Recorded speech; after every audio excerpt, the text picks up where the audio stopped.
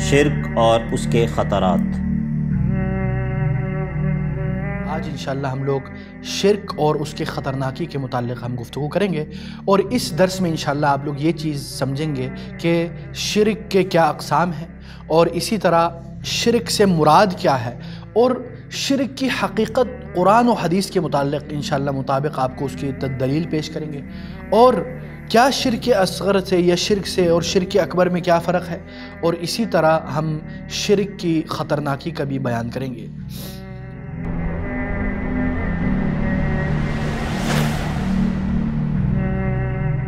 الحمدللہ رب العالمین والصلاة والسلام علی الرسول الامین، اما بعد۔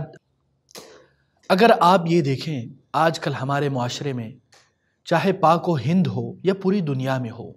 شرک بکثرت پھیلی جا رہی ہے، یہ پھیلائی جا رہی ہے، اور لوگوں کو اس کا شعور بھی نہیں اور احساس بھی نہیں ہو رہا۔ اس کی کیا وجہ ہے؟ تو آئیے سب سے پہلے ہم جانتے ہیں شرک کس کو کہتے ہیں۔ شرک کہتے ہیں، شرک کی جو ڈیفینیشن ہے کہ آپ اللہ کے ساتھ یا اللہ کی ذات میں کسی کو شریک ٹھہرائے، یا اللہ کے افعال میں کسی کو شریک ٹھہرائے، یا اللہ کے صفات میں یا عبادات میں کسی اور کو شریک ٹھہرائے، اور یہی شرک اکبر ہے۔ اور شرک اصغر کے بارے میں انشاءاللہ آپ کو ہم اگلے درس میں بتائیں گے۔ شرک اکبر کے مثال اور انواع و اقسام، سب سے پہلی یہ ہے کہ انسان یہ دعویٰ کرے کہ نعوذ باللہ اللہ کے ساتھ ایک اور خدا موجود ہے، اور یہ سب سے بڑا شرک ہے۔ اور جیسے کہ اللہ تعالیٰ فرماتے ہیں وَالَّذِينَ اتَّخَذُوا مِن دُونِهِ أَوْلِيَاءَ مَا نَعْبُدُهُمْ إِلَّا لِيُقَرِّبُونَ إِلَى اللَّهِ زُلْفَىٰ وَإِنَّ اللَّهَ يَحْكُمُ بَيْنَهُمْ فِي مَا هُمْ فِيهِ يَخْتَلِفُونَ إِنَّ اللَّهَ لَا يَهْدِي مَنْ هُوَ کاذب کفار۔ یعنی ادھر اللہ تعالیٰ فرما رہے ہیں کہ جن لوگوں نے اللہ کے علاوہ کسی اور کی عبادت کی اور کسی اور کو شریک ٹھہرایا، وہ یہ بولتے تھے کہ یہ تو اولیاء ہے، ہم ان کی عبادت نہیں کرتے، ہم ان کی پوجا نہیں کرتے، بلکہ یہ ہمارے لیے ایک وسیلہ ہے، ایک ذریعہ ہے، ایک سبب ہے۔ اللہ تعالیٰ ان کے بارے میں کیا کہتے ہیں؟ ان کے بارے میں اللہ تعالیٰ کہتے ہیں کہ ان اللہ لا یہدی من ہوا کاذب کفار، یعنی اس کو جھوٹا اور کافر قرار دے دیا اللہ نے، جو اللہ اور اللہ کے درمیان لوگوں کو اللہ کے ساتھ شریک ٹھہراتا ہے۔ اور اسی طرح یہ کہنا کہ اللہ کے ساتھ کوئی اور ذات ہے جو تدبیر دنیا کر رہی ہے، جیسے کہ اللہ تعالیٰ فرماتے ہیں کہ ان تدعوہم لا يسمعوا دعاءکم، جب تم ان کو بلاتے ہو، ان سے دعا کرتے تو وہ تو تمہاری دعا نہیں سن رہے ہوتے۔ وَلَوْ سَمِعُوا مَا اسْتَجَابُوا لَكُمْ، اور اگر وہ سن بھی رہے ہو تو وہ جواب نہیں دے سکتے۔ وَيَوْمَ الْقِيَامَةِ يَكْفُرُونَ بِشِرْكِكُمْ، اور قیامت کے دن تمہارے اس شرک کو وہ ٹھکرا دیں گے۔ پھر اسی طرح انواع شرک میں سے کہ اللہ کے ساتھ کسی اور کو عبادت میں شریک ٹھہرانا، چاہے وہ نظر و نیاز ہو، چاہے وہ ذبح کرنا ہو، چاہے وہ سجود کرنا ہو، توکل کرنا ہو، دعا کرنا ہو، استغاثہ ہو، استعانت ہو۔ اور اسی طرح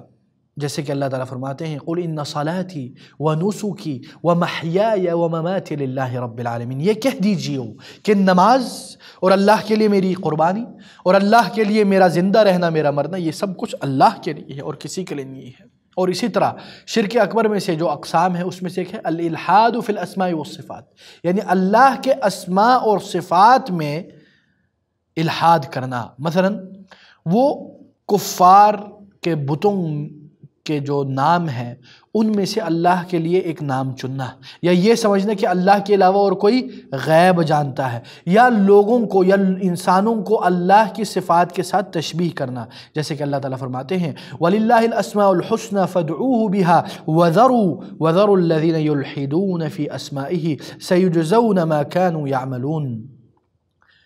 اب دیکھیں، آپ نے جیسے ابھی دیکھ لیا کہ کتنی خطرناک بات ہے، تو شرک اکبر بہت ہی بڑا گناہ ہے اور اکبر الکبائر ہے، بلکہ انسان کو اسلام سے خارج کر دیتا ہے، اور بلکہ وہ وراثت میں بھی کچھ نہیں پاتا، اور اس کو اور اس کی بیوی کو ایک دوسرے سے الگ کر دیا جاتا ہے، اور مسلمانوں کے اوپر لازم ہے کہ وہ اس سے برات کا اعلان کرے اور اس سے محبت کا مظاہرہ نہ کرے، اور وہ شخص جو شرک اکبر میں مبتلا ہو جاتا ہے وہ جہنم میں خالد مخلد ہوگا اگر وہ توبہ نہ کرے۔ اللہ اکبر۔ اور یہ بھی یاد رکھے شرک اکبر سب سے بڑا ظلم ہے، جیسے کہ اللہ تعالیٰ فرماتے ہیں ان الشرک لظلم عظیم، بے شک یہ جو شرک ہے وہ سب سے بڑا ظلم ہے۔ اور اسی طرح شرک آپ کے اعمال کو ضائع کر دیتا ہے، جیسے کہ اللہ تعالیٰ فرماتے ہیں وَلَوْ أَشْرَكُوا لَحَبِطَ عَنْهُمْ مَا كَانُوا يَعْمَلُونَ، یعنی اگر وہ شرک کرے تو ان کے اعمال ضائع ہو جائیں گے۔ اور اسی طرح صاحب شرک اللہ کی مغفرت اور اللہ کی درگزر سے وہ قریب نہیں ہو سکتا، اور اللہ کی معافی سے قریب نہیں ہو سکتا، کیونکہ اللہ تعالیٰ فرماتے ہیں ان اللہ لا یغفر ان یشرک بہ ویغفر ما دون ذلک لمن یشاء ومن یشرک باللہ فقد افترا اثما عظیما۔ اللہ تعالیٰ شرک کے علاوہ ہر چیز کو معاف کر سکتے ہیں، لیکن شرک کو کبھی معاف نہیں کر سکتے، اور صاحب شرک کو بھی، جیسے کہ اللہ تعالیٰ نے اس آیت میں اس کا بیان کر دیا۔ اور اسی طرح یعنی شرک کرنے والا جنت سے محروم ہو جاتا ہے اور جہنم میں ہمیشہ کے لیے داخل ہو جاتا ہے۔ اللہ تعالیٰ فرماتے ہیں انہ من یشرک باللہ فقد حرم اللہ علیہ الجنہ ومأواہ النار وما للظالمین من انصار، جو بندہ شرک کرتا ہے اس کے اوپر اللہ نے جنت کو حرام قرار دی ہے، وَمَأْوَاهُ النَّارُ، وہ رہا ہمیشہ کے لیے جہنم میں چلا گیا ہے، وَمَا لِلظَّالِمِينَ مِنْ انصار، اور ظالموں کے لیے کوئی مددگار نہیں ہے۔ تو اللہ تعالیٰ سے دعا گو ہوں اللہ تعالیٰ ہم سب کو شرکیات، بدعات، خرافات اور خاص کر شرک اکبر یعنی قبروں پہ جانا اور غیر اللہ سے مانگنا، اللہ ہم سب کو اس سے بچائے، اور اللہ تعالیٰ ہماری نسلوں کو بھی بچائے،